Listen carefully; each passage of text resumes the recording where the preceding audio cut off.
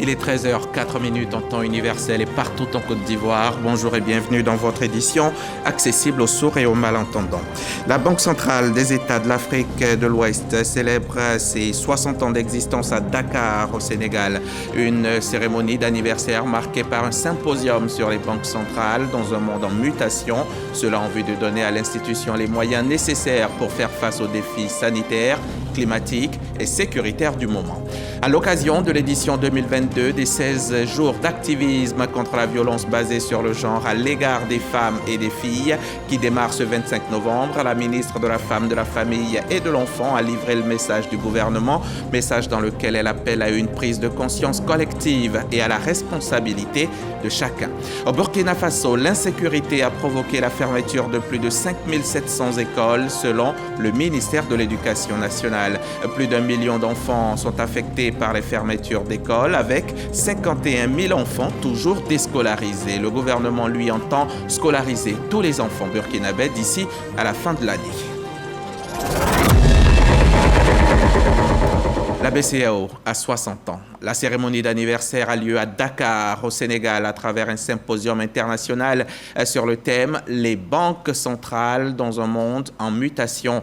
C'est en présence du Premier ministre du Sénégal, Amadou Ba, du vice-président de la Côte d'Ivoire, Tiemoko Melia Koné, du gouverneur de la Banque centrale, Jean-Claude Cassibrou, ainsi que de nombreux invités venus des 8 pays membres de l'UEMOA et au-delà, avec nos envoyés spéciaux Adama Koné et Ulrika Dongon. La Banque centrale des États de l'Afrique de l'Ouest, BCEAO, a 60 ans. Elle marque l'événement par un symposium à Dakar dans un contexte particulier.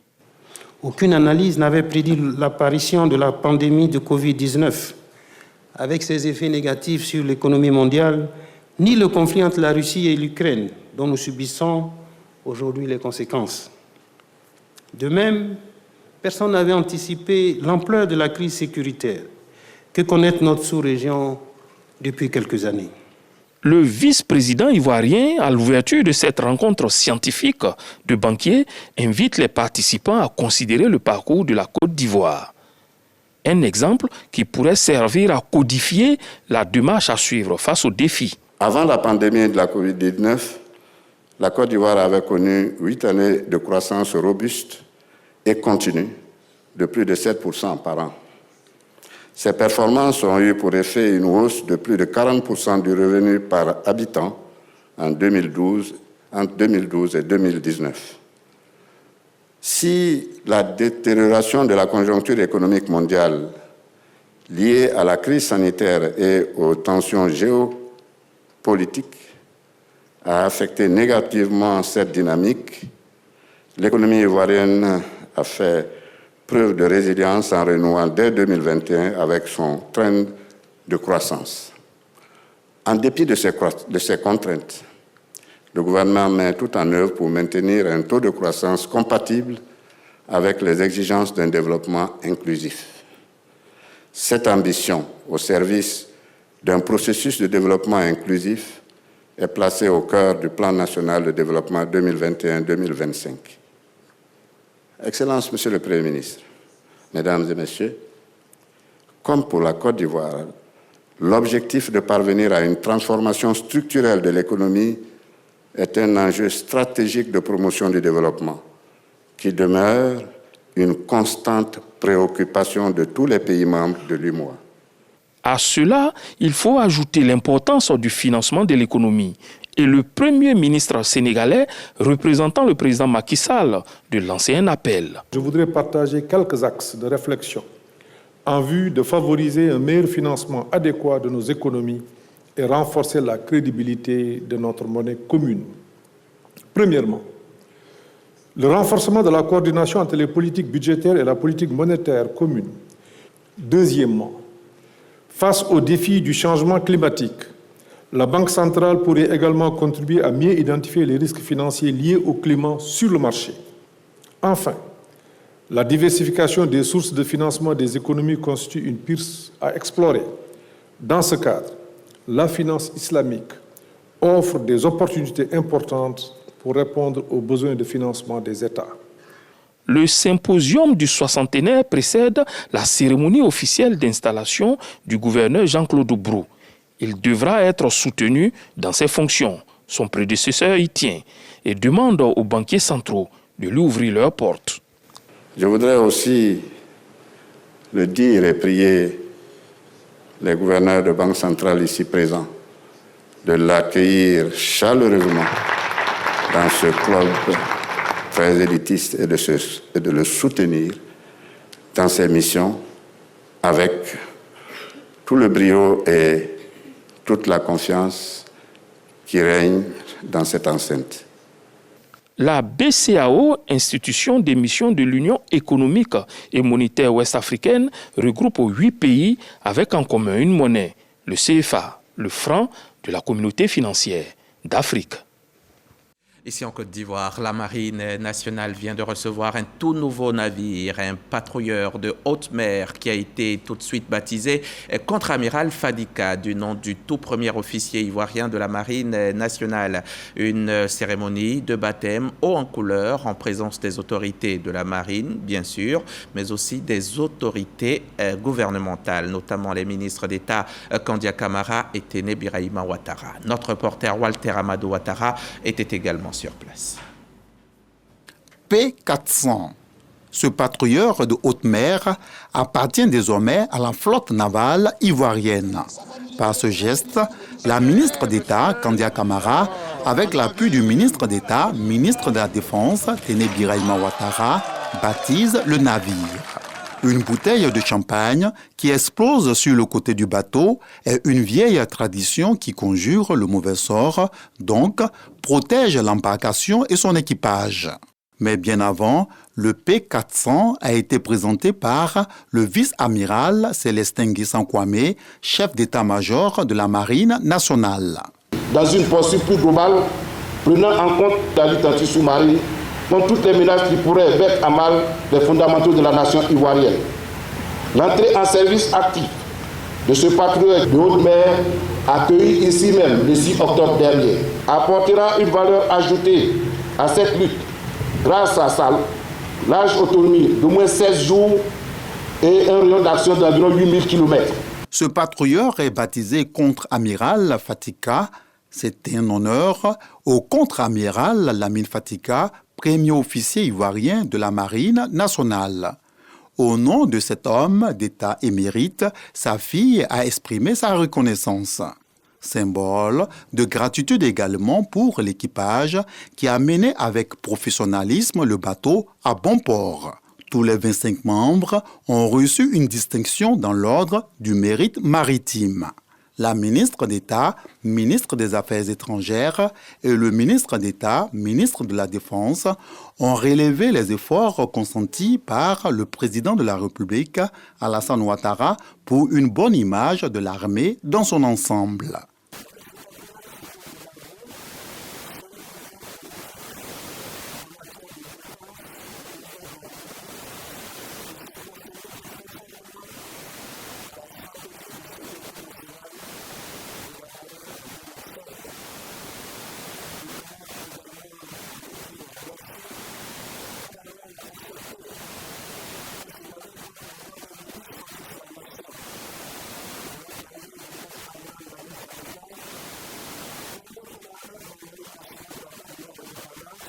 Je voudrais me tourner à présent vers l'équipage du patrouilleur contre-amiral Fadika. À force de courage, de persévérance et de dextérité, vous avez réussi à ramener ce bateau-navire de Concarneau en passant par Brest, Casablanca et Dakar. Et ce bateau est ici aujourd'hui. Pour y arriver, vous avez dû braver des eaux tumultueuses. Félicitations à vous tous. Long de 54,8 mètres pour 8 mètres de large, avec un déplacement de 480 tonnes en charge, le P400 est le fleuron de la flotte navale de l'armée. Il vient compléter à 5 la dotation ivoirienne en navires de surveillance et de défense. Un reportage signé Walter Amadou Ouattara. C'est parti pour l'opération Épervier 8, l'opération de sécurisation des fêtes de fin d'année. Elle vient donc d'être lancée à San Pedro également en présence des autorités policières. Ce sont en tout 3600 agents de police, de gendarmerie et des forces armées de Côte d'Ivoire qui assureront la sécurité des populations sur toute l'étendue du territoire national. On pourra ensuite le reportage de Sam Conan. La 8e édition de l'opération Épervier lancée ce jeudi 24 novembre 2022 à la place Ado, au niveau de la région de San Pedro. Occasion pour le préfet de police et le commissaire divisionnaire Yéokoulo de faire le bilan de la dernière opération Vacances à sécuriser. 50 fumoirs ont été visités, 34 ont été détruits. Au niveau des drogues saisies, 126 kg 886 grammes de cannabis, 4 grammes 26 d'héroïne, 1 tonne 290 de médicaments de qualité inférieure et falsifiés et 13 armes blanches. 4 motos volées ont été retrouvées dans les fumoirs. Des armes à feu et munitions ont également été saisies. 7 proxénètes ou racoleuses ont été interpellées. 8 chichas ont été saisis, 35 personnes ont été déférées devant le parquet. Pour cette opération dénommée Épervier 8, ce sont par jour 270 éléments composés de militaires, gendarmes, policiers et des éléments du CCDO qui vont veiller à la sécurité des biens et des personnes dans la ville de San Pedro et environnant. Je vous engage au professionnalisme, à la culture du résultat, avec rigueur et dans le respect des droits de l'homme, afin que cette opération puisse porter ses fruits. Le secrétaire général de préfecture, Sanogo Fatoumata, représentant le préfet des régions, a exhorté la population à plus de collaboration avec les forces de défense et de sécurité. Un renforcement en capacité opérationnelle de la préfecture de police va permettre de mener à bien l'opération Épervier 8 à San Pedro. La campagne annuelle internationale 16 jours d'activisme contre la violence basée sur le genre à l'égard des femmes et des filles démarre ce 25 novembre à l'occasion de la journée internationale pour l'élimination de la violence à l'égard des femmes et prend fin le 10 décembre qui marque la journée des droits humains. Pour cette édition 2022, la ministre de la Femme, de la Famille et de l'Enfant exhorte les populations à une mobilisation collective. C'était au micro RTI1 de Patricia Omoetia. Les 16 jours d'activisme pour mettre fin aux violences faites aux femmes sont une campagne internationale annuelle qui commence le 25 novembre de chaque année et se termine le 10 décembre. Pour soutenir cette initiative, le ministère de la Femme, de la Famille et de l'Enfant appelle à mener des actions partout en Côte d'Ivoire pour intensifier le travail de sensibilisation, stimuler les efforts de plaidoyer et diffuser les connaissances et innovations disponibles dans ce domaine. En Côte d'Ivoire, les femmes et les jeunes filles continuent d'être victimes, d'être agressés, de subir des abus de toute nature. Pour les 9 premiers mois de cette année 2022, le système de collecte nationale a enregistré 5114 cas de violences de toute nature qui ont été prises en charge. Chaque année, la campagne se consacre à un thème bien précis. Cette 32e édition a opté pour le thème « Tous activistes, tous solidaires » pour mettre fin aux violences à l'égard des femmes et des filles. À travers ce thème, il s'agit de mettre l'accent sur le rôle des acteurs de la société civile, des ONG, du secteur privé et de tous pour accompagner le gouvernement à lutter contre ces violences. Le lancement officiel de la campagne Les 16 jours d'activisme pour mettre fin aux violences faites aux femmes aura lieu ce 25 novembre à Daloa, dans la région du Haut-Sassandra. L'édition 2022 des Olympiades du CAMES vient de se tenir sur les bords de la lagune Ébrié sous la supervision du ministère de l'Enseignement supérieur et de la Recherche scientifique. Une dizaine de lauréats ont été récompensés lors de cette 3e édition. Les Olympiades du CAMES, c'est la promotion de l'excellence. Jean-Marc Djadji nous en dit plus.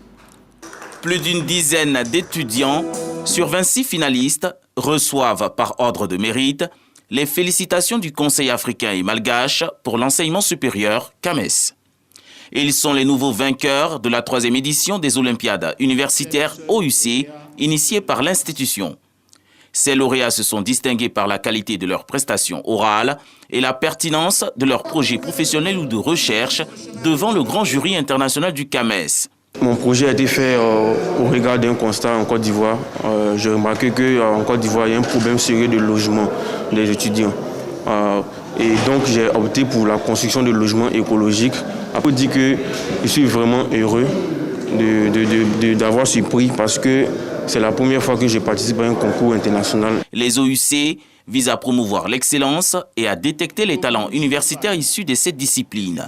Les Olympiades universitaires du CAMES représentent non seulement un exercice d'intégration culturelle et d'enrichissement mutuel par un échange d'expériences, mais aussi une tribune. Les Olympiades universitaires du CAMES, OUC, s'inscrivent dans l'axe 6 de leur plan stratégique du développement, conformément à la vision du ministère de l'Enseignement supérieur et de la Recherche scientifique. Le CAMES nous motive, le CAMES nous attire vers la qualité. Les lauréats ont reçu chacun par discipline 1 million de francs CFA pour le premier prix et 650 000 francs CFA pour le deuxième prix. Au total, 483 étudiants issus de 24 institutions d'enseignement supérieur et de recherche ont pris part aux Olympiades universitaires du Conseil africain et malgache pour l'enseignement supérieur CAMES. Un reportage de Jean-Marc Djadji, Kineboa Jacob et Ariel Ago. On en vient maintenant à cette signature de convention de partenariat entre le ministère de la Promotion de la Jeunesse, de l'Insertion professionnelle et du Service civique et le réseau des organismes de promotion du commerce. Le partenariat porte sur la mise en œuvre du dispositif de volontariat Talent africain à l'international. C'est un projet qui vise à favoriser les échanges de volontaires entre le Bénin, le Burkina Faso, le Sénégal et la Côte d'Ivoire. Précision, Frédéric Oulaye, Jean-Marc Djadji. 4 pays, dont la Côte d'Ivoire, le Bénin, le Burkina Faso et le Sénégal, pour expérimenter la phase pilote du projet Talent africain international. Un dispositif de renforcement de capacités et la formation des jeunes diplômés dans l'espace UEMOA.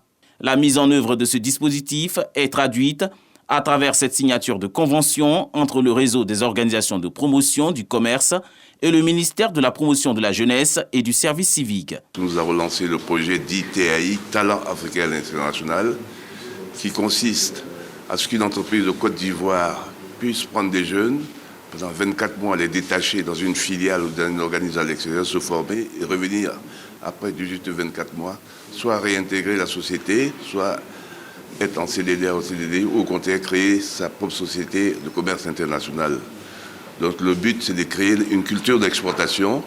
Nous sommes dans une Afrique avec une population jeune qui a besoin d'aide, qui a besoin de plateformes pour pouvoir embrasser des opportunités.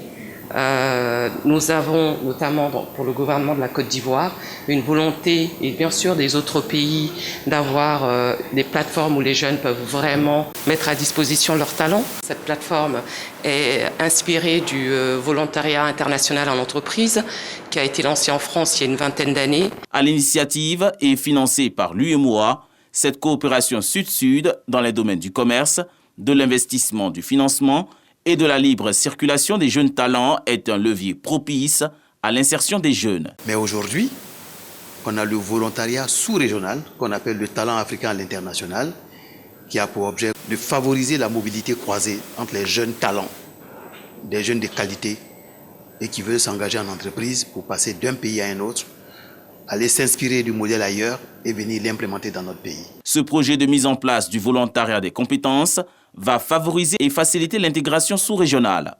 Sont aptes les personnes dont l'âge est compris entre 21 et 35 ans. La sélection des potentiels bénéficiaires à travers le site www.monvolontariat.com. Le Comité national de la zone de libre-échange continentale africaine et les jeunes entrepreneurs étaient récemment assis à une même table, une table pour échanger et discuter. À l'ordre du jour, la consultation nationale des jeunes dans le commerce pour recueillir leurs besoins. Une opération qui se fait avec l'appui de la coopération allemande GIZ. Reportage Emmanuel Niangoran dans un commentaire de Mamadou Kouassi. 80 jeunes entrepreneurs ivoiriens réunis autour du Comité national de la zone de libre-échange continental africain, à l'initiative de la GIZ. Objectif pour eux d'exposer les difficultés afin de trouver des partenariats diversifiés. Il ouvre en fait l'opportunité à tous les jeunes entrepreneurs de Côte d'Ivoire, surtout aux entrepreneurs, pour la libre-échange international, parce que nous devons être aptes à pouvoir exporter. Il y a quelques difficultés au niveau de l'exportation, surtout des produits agricoles. Donc nous sommes toujours en discussion avec nos ministères de tutelle. Et aujourd'hui, c'est une opportunité de nous de pouvoir évoquer toutes ces préoccupations-là. Il s'agit de faciliter l'intégration de ces jeunes entrepreneurs ivoiriens dans le commerce transfrontalier.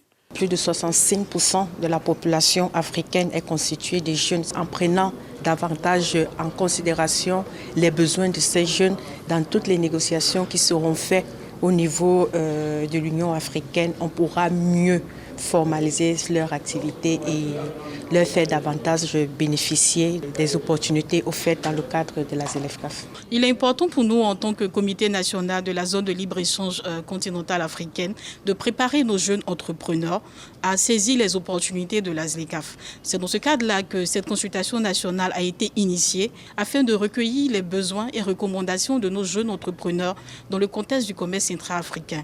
Le gouvernement, quant à lui, mesure les opportunités qu'offre cet accord de la zone de libre-échange continental africain en faveur des jeunes Africains en général et des Ivoiriens en particulier. Des projets d'envergure ont vu le jour afin de soutenir l'entrepreneuriat en Côte d'Ivoire, des programmes d'appui aux entrepreneurs ivoiriens par le biais d'organes tels que l'Agence Côte d'Ivoire PME ont été mis en place. La consultation nationale des jeunes dans le commerce se poursuivra dans toutes les zones de la Côte d'Ivoire. Côte d'Ivoire Énergie vient de se doter d'une charte d'éthique et d'un code de bonne conduite. La société d'État chargée d'assurer la planification de l'offre et de la demande en énergie électrique en vue de la satisfaction de la demande en électricité a acquis donc cet outil qui va lui garantir au sein et en dehors de l'entreprise la transparence et la bonne gouvernance. Comment cela est-il possible? Jean-Louis Gbagbo a posé la question cette semaine lors de la présentation de la charte d'éthique à l'opinion nationale. Professionnalisme, lutte contre la corruption, sens du service public, lutte contre le conflit d'intérêts. Ce sont au total 12 valeurs qui sont contenues dans la charte d'éthique dont vient de se doter Côte d'Ivoire Énergie. Une charte accompagnée par un code de bonne conduite que les agents devront désormais respecter dans leur rapport avec leurs partenaires. Nous rêvons avec vous d'une Côte d'Ivoire Énergie avec des hommes et des femmes qui peuvent parler de leur entreprise la tête haute. D'une Côte d'Ivoire Énergie dont chaque Ivoirien ou chaque habitant de la Côte d'Ivoire parle avec fierté. Une étape importante dans la vie de cette entreprise qui veut se donner les moyens de relever les défis et enjeux inhérents au secteur de l'électricité en Côte d'Ivoire. Côte d'Ivoire Énergie, à cet instant-là, c'est plus de 7000 projets que nous conduisons sur toute l'étendue du territoire national. Et c'est plus de 2300 milliards d'investissements. Alors, quand on est à ce niveau de responsabilité, on a cette mission essentielle à conduire. Cela appelle de nous, n'est-ce pas, de faire preuve donc d'exemplarité, de bonne conduite et de respect des règles de gouvernance. Faire de l'éthique la chose la mieux partagée à Côte d'Ivoire Énergie, telle est l'ambition du premier responsable de l'entreprise qui a signé, séance tenante, une lettre d'engagement. Après une remise officielle au comité d'éthique, la charte et le code de bonne conduite seront signés par chacun des 576 agents de la société. Un reportage signé Jean-Louis Gbagbo et Barnabé Conan. Fin de formation pour 50 sous-préfets. Ils ont été nommés seulement depuis le 20 octobre 2022, attendant donc de prendre officiellement fonction. Ils viennent donc d'être instruits sur les éléments nécessaires pour gérer efficacement leurs différentes circonscriptions. Michel Mambo était à la cérémonie de fin de formation. Après cette session de formation sur l'état civil, la gestion des circonscriptions administratives, la déontologie, la responsabilité administrative, la rédaction, ils sont désormais aptes et suffisamment outillés pour gérer au mieux leurs différentes circonscriptions. Sur le terrain, il leur faudra rajouter à ces modules la probité, l'abnégation et la discipline. Appelés désormais, de par leur fonction, à gérer une parcelle du territoire de la Côte d'Ivoire, il était impérieux d'harmoniser leur savoir-faire, leur savoir-être et leur savoir-faire. L'objectif recherché, c'est de mettre en adéquation leurs compétences avec les besoins de l'administration, de sorte qu'ils répondent de manière efficace et efficiente aussi bien aux attentes des populations qu'aux attentes du gouvernement. Ai-je besoin de vous dire que vous êtes représentant du président de la République? On vous l'a répété certainement beaucoup de fois au cours de cette formation. Vous êtes aujourd'hui membre de ce prestigieux corps qui est le corps préfectoral. En accédant à ce corps, vous faites désormais partie de l'élite de l'administration ivoirienne. Gardez donc à l'esprit les grandes missions prescrites par vos fonctions, à savoir les missions de représentation, d'administration de la circonscription, de facilitation du développement et aujourd'hui on ajoute un aspect important de renseignement. Des conseils avisés que ces 50 nouveaux membres du corps préfectoral entendent bien mettre en pratique. Vous pouvez compter sur nous. Le ministre peut compter sur nous. Le président de la République peut entièrement compter sur nous. Nous sommes à la disposition de l'État de Côte d'Ivoire. Et sur leurs épaules, la palme, symbole du savoir et de la paix, saura certainement les guider. Un reportage de Michel Mambo, notre chef des éditions. On passe au chapitre Covid.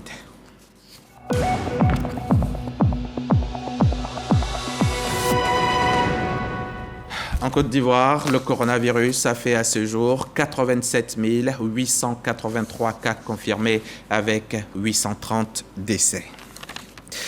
Le Conseil régional du Nzi vient de tenir sa 3e session ordinaire de l'année 2022. C'était à Dimbokro, au centre de la Côte d'Ivoire. Le budget de l'année 2023 qui a été adopté à l'occasion prend en compte bien de projets de développement. Kofi N'Guessan Lattaye en a profité pour exhorter l'ensemble des populations à la réconciliation et au vivre ensemble. On en sait plus avec Godefroy Okambawa. Amélioration du plateau sanitaire à travers la construction et l'équipement des centres de santé, construction de pompes hydrauliques villageoises et surtout la question de l'éducation qui occupe une place importante dans la matrice du développement du Conseil régional du Nzi pour son exercice 2023. Une volonté exprimée par les conseillers régionaux lors de la 3e session du Conseil régional du Nzi en adoptant à l'unanimité le budget primitif qui s'équilibre en recettes et en dépenses à 2,3 milliards de francs CFA. Nous avons présenté un nouvel outil de transparence dans la gestion de la région, dit le tableau de bord de suivi des opérations et des actions.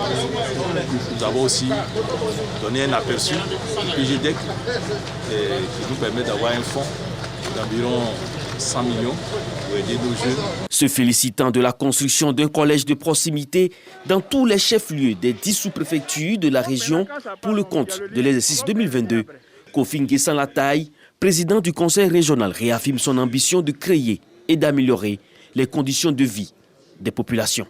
La Côte d'Ivoire solidaire, mais cette Côte d'Ivoire solidaire doit se traduire par des actions qui concernent l'homme. Mais les ressources humaines constituent l'essentiel du socle de développement. Alors si vous ne donnez pas plus de moyens pour bâtir des écoles, pour la formation, que la région va devenir demain, nous voulons avoir plus de cadres à l'avenir. L'employabilité des jeunes et des femmes n'a pas été oubliée. C'est pourquoi le conseil régional s'est engagé à financer la formation de 500 jeunes filles et garçons pour l'obtention d'un permis de conduire, des actions qui sans doute permettront à ces jeunes de se prendre en charge. Kofi N'Guessan Lattaye a invité à cette occasion les cadres, filles et fils à l'union et pour le développement de la région du Nzi. Je vous le disais en titre, au Burkina Faso, l'insécurité a provoqué la fermeture de plus de 5700 écoles.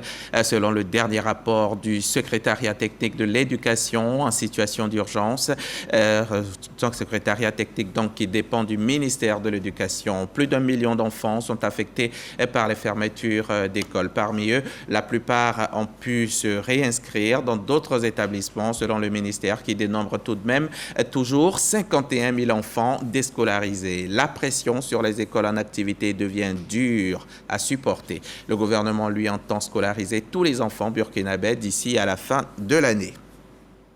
Mercredi 23 novembre, à Luanda, le président congolais Félix Tshisekedi et le ministre rwandais des Affaires étrangères Vincent Binuta, reçus par le président angolais et médiateur désigné par l'Union africaine, Joao Lourenço, sont parvenus à une feuille de route concernant la situation sécuritaire à l'est de la République démocratique du Congo. Les participants ont proposé notamment la cessation des hostilités et un retrait du M23, des décisions que les rebelles ont rejetées. La société civile du Nord Kivu a maintenu ce jeudi une manifestation à Goma pour exiger notamment une plus grande implication de la communauté internationale. Fin de ce journal. Merci d'avoir été avec nous. Nos programmes se poursuivent sur la chaîne qui rassemble.